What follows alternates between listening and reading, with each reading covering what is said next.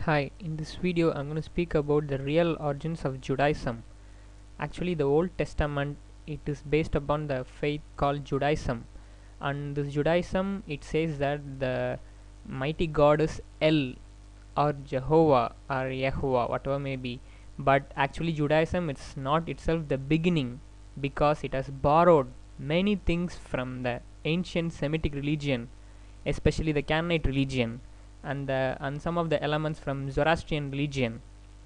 Here, as I will show you, can read this. The ancient roots of Judaism lie in the Bronze Age, polytheistic ancient Semitic religions, especially the Canaanite one, and also from the elements of Zoroastrianism and the worship of Yehowah.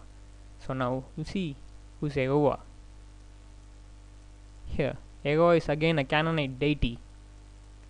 He does not belong to the Jewish Judaism religion. Already he belongs to the Canaanite one, the one older to Judaism. So Judaism is a mixture of many religions. It itself, it's not the beginning, because now you see here the Canaanite religion, which existed before Judaism, it has a number of god and goddesses. Here you can see the Asherah. Even the Judaism has borrowed the goddess named Asherah.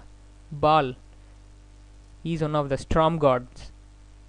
And here you can find El, or Jehovah, of the Judaism. Here he is mentioned as one of the gods in Canaanite religion. Here Yehowah, here it is the name it is given to men sometimes, the ending of some male names in Canaanite religion. So as we saw already, the Judaism has its roots from the Canaanite religion. The whole of the Canaanite religion has been reduced from a number of gods into a single god in Judaism, nothing more. And even the Judaism has borrowed a lot from the Mesopotamian religion. You can see it here.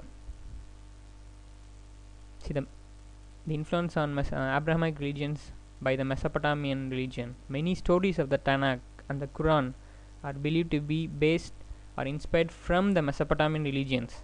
You can see the story of Esther in particular is traced back to the Babylonian roots, that is to the Mesopotamian mythology. Even the great flood of Noah, which was influenced by the Epic of Gilgamesh. It says that the stories of Noah and the flood are influenced by the Epic of Gilgamesh. Again, Epic of Gilgamesh is a poem from Mesopotamia. So even Judaism has borrowed the flood myths from the Mesopotamian religion. When we go to the Zoroastrian religion, here it is. The Zoroastrian religion,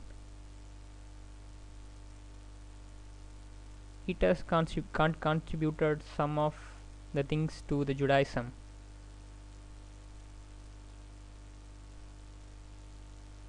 Here, many scholars believe that the key concepts of Zoroastrianism and its demonology have influenced the Abrahamic religion, that is the Judaism.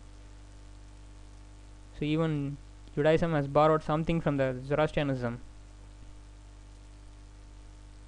So I think it will be clear, Judaism is a mixture of the Canaanite religion and Zoroastrianism, and the worship of Yehowah.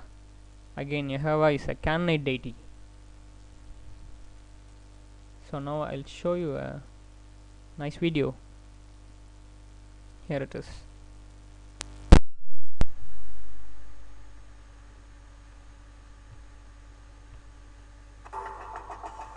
Focusing for a moment on the patriarchal traditions of Genesis, God is 6 times called El Shaddai. Other names are El Elyon, El Olam, El Roi, El Bethel. You can see the translations of these. The everlasting God, God Most High, a God of seeing, the God of the house of God, and so on. El is the name of the chief god in the Canaanite pantheon.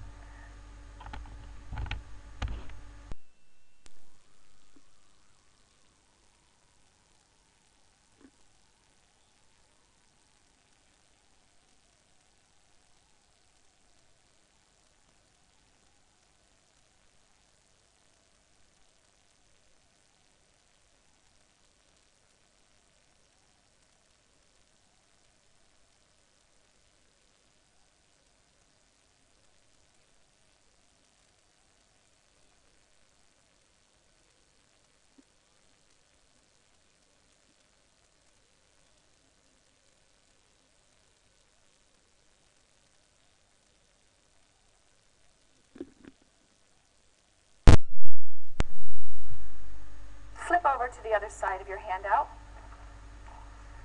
where I discuss an important set of texts that were discovered at a place called Ras Shamra. Ras Shamra was ancient Ugarit. In 1928, a peasant in Syria discovered a tomb at Ras Shamra, which was subsequently excavated by the French, and it was found to contain a library of tablets that were written in a language very, very close to Biblical Hebrew. It's clear that Hebrew is simply a Canaanite dialect. In fact, I remember reading one scholar said if you go back far enough, you're really hard-pressed to tell the difference between Canaanite and Hebrew.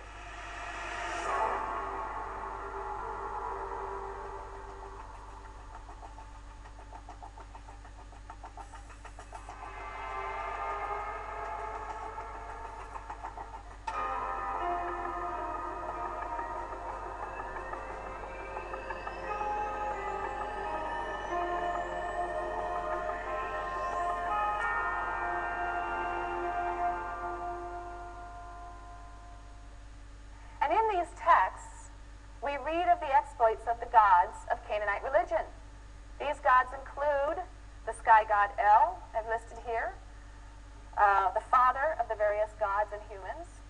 El has a wife, Asherah, she's listed third on your paper, a mother goddess, their daughter Anat, who is a goddess of love and war, she's quite fierce, and then their son Baal, who is a storm god. He's depicted in mythological literature as defeating both the chaotic sea god, the sea god Yam, and the god of death, Mot. There are striking resemblances between the biblical God of the patriarchs and the Canaanite god El. El is the head of a council of gods. He is said to have a long white beard.